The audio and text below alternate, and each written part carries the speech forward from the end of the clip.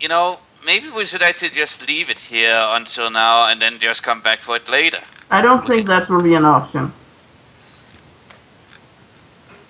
Don't seem to be how these games go. Well, Yeah, but then again, we must remember that the space in our backpack is more precious than our values. but Or again, valuables, so- anytime you find an item you want, you can drop an item. Yeah. So you can take 1 sack of silver. So if I remember correctly. More if you want to drop some food.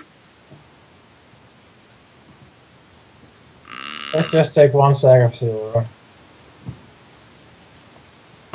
Hold on. Wait, what else was there?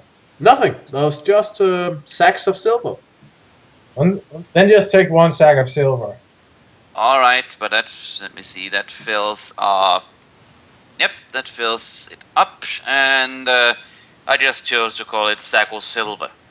So, congratulations, mighty heroes. You broke into a guy's home, chopped him into pieces, and now steal his stuff.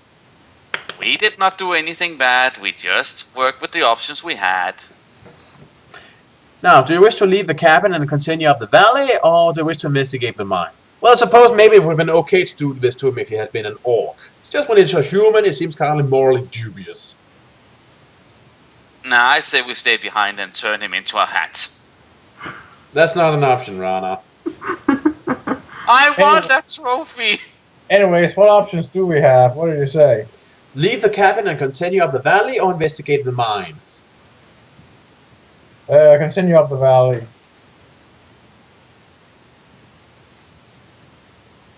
I wanted my hat. There isn't enough left of him for a hat. Yeah. Sorry. So, will anybody else come up with an opinion? I only have warlords. I think we should look in the mine. Right, Rana, you are tiebreaker now. Okay, He my... wants to become a hat maker. Well, he can. He's tiebreaker. He's the Mad Hatter. Yeah, thank you very much. But I say we look into the mine. An old wooden board nailed across the entrance to the shaft warns you to stay away. The silver mine was closed down shortly after the main tunnel collapsed. 20 miners were buried alive and their names are carved into the pit props that surround the entrance to the shaft as a memorial. As you scan the list of names, you hear the tap of a hammer breaking stone in the depths of the shaft. Do you wish to enter the mine, or to leave it and continue your journey? We might want to still continue looking into the mine, because I'm growing curious, to be honest.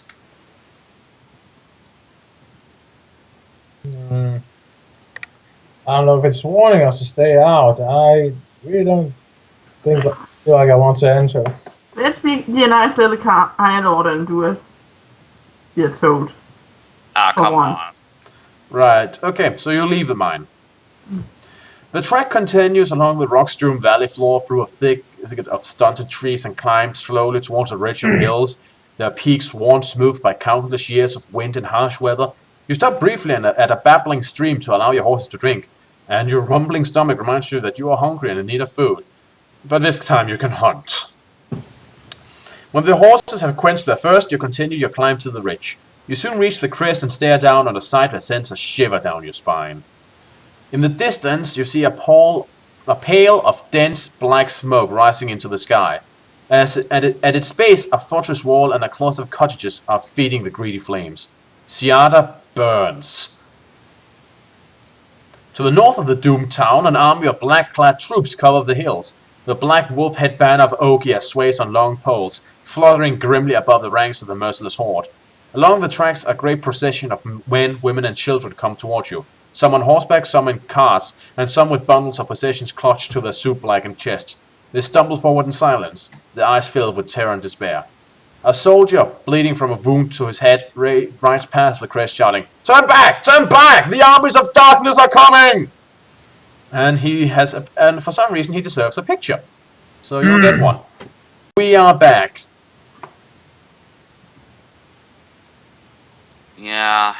Looks like he's been in combat. Yep. Because war. It is impossible to continue along the track northwards. The dirt road is blocked with refugees from Ziada, and the Ogian horde are poised to launch an attack from the hills. Only two courses of actions are left open to you. You can turn back along the track, or you can ride west across the hills towards the Mortal Forest. Consult the map before making your decision.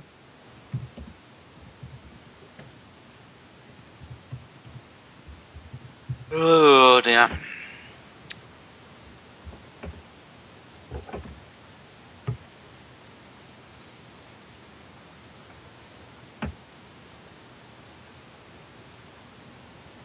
Let's see.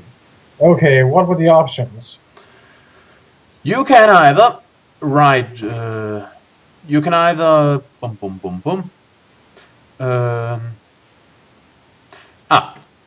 You can turn back along the track, or you can ride west across the hills towards the Mordril Forest. I say towards the Let's- forest. Yeah, I agree. Let's ride west. Because that's in the direction we have to go, so... You and Pydo wheel your horses around and follow the crest of the ridge. Did I click on the right one? Yeah. Expertly, you manage to steer them down a steep bank of loose shale and then on at a brisk pace along a dried out gully. Soon the gully becomes a stream of sparkling water fed by an underground spring. A rumble like the sound of a distant storm warns you that the vast army of Segron, war chief of Ogia, is now less than 20 miles away. You follow the stream until it enters a long corridor of towering trees that descend towards the bank of a swift-flowing brook, a tributary of the river Siad. You stop here briefly to bathe your face in the icy water, and to stare at the mass of blue-green giant trees that fill the western horizon. The Mordril Forest, says Pydo, a note of trepidation in his voice.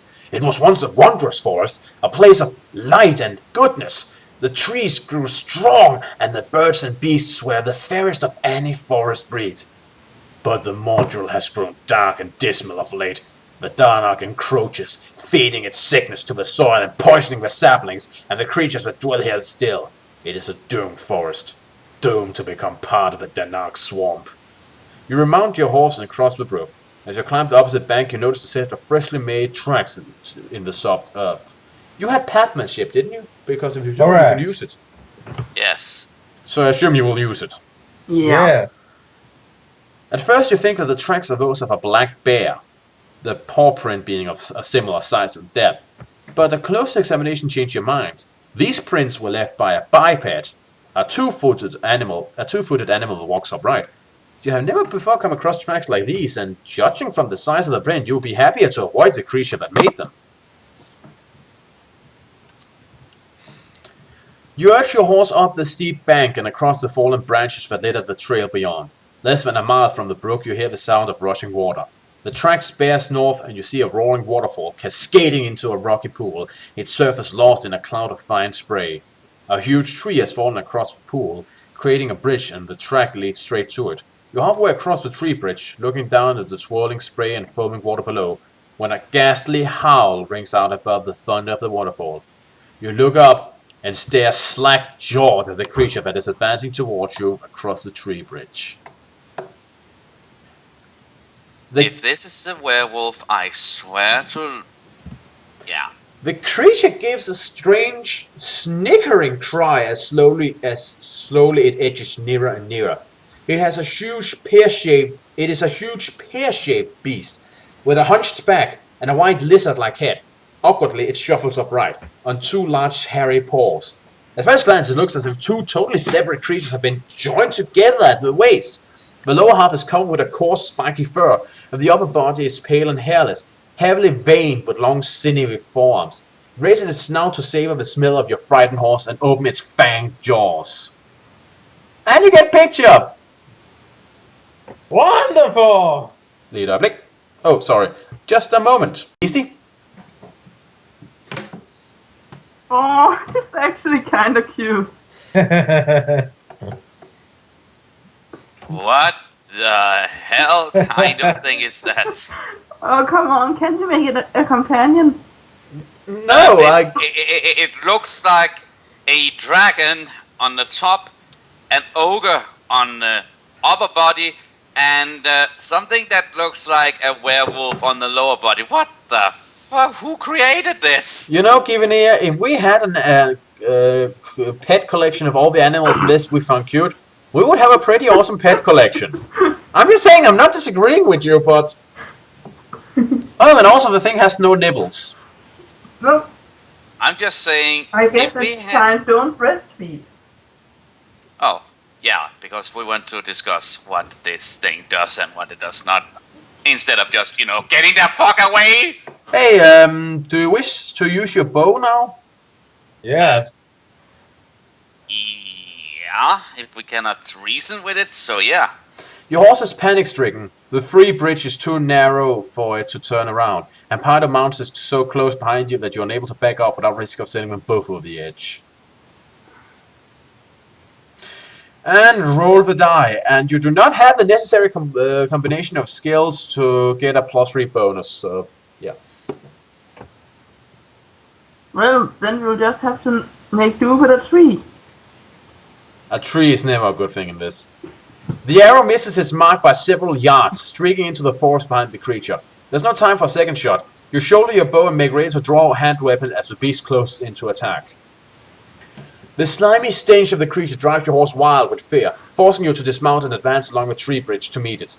Suddenly there's a fearful cry as your panic-stricken horse careers backward into Pyder's mount. He fights to keep control of his own frightened horse, but the panic is infectious, and with a crack of splintering wood, they're stampeding hooves split the edge of the tree bridge. You watch with horror as both horses fall headlong into the watery abyss. Pyder leaps from his mount as it falls, grabbing hold of the edge of the splintered wood, but it is wet and you can see his fingers slipping. Instantly you move to save him, but the stinging lash of a clawed paw reminds you of the creature you must face first. You are now fighting the Anafek. It is immune to Mind Blast. God damn it. Also, it is apparently has psychic powers, so it uses it to model your mind, so you lose another 2 combat skill for the duration of his combat.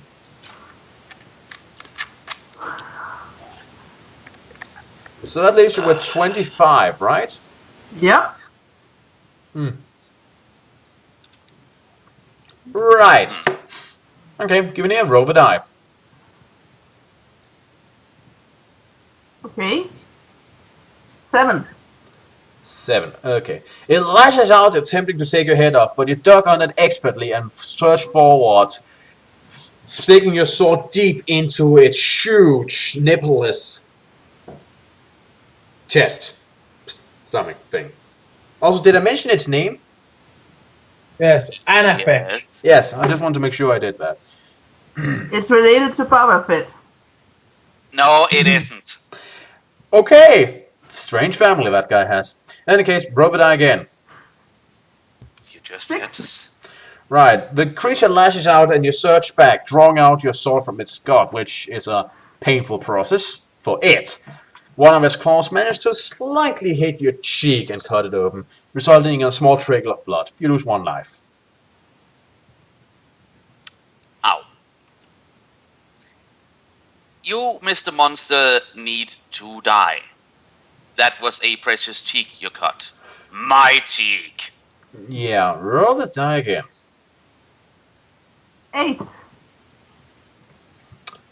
Right, well the beast surely looked fearsome, but after the ass-kicking from the Dark Karate Master of Gnog, you're actually feeling this is kind of fun. Your cut here, a slice here, an arm goes there, a horn goes there.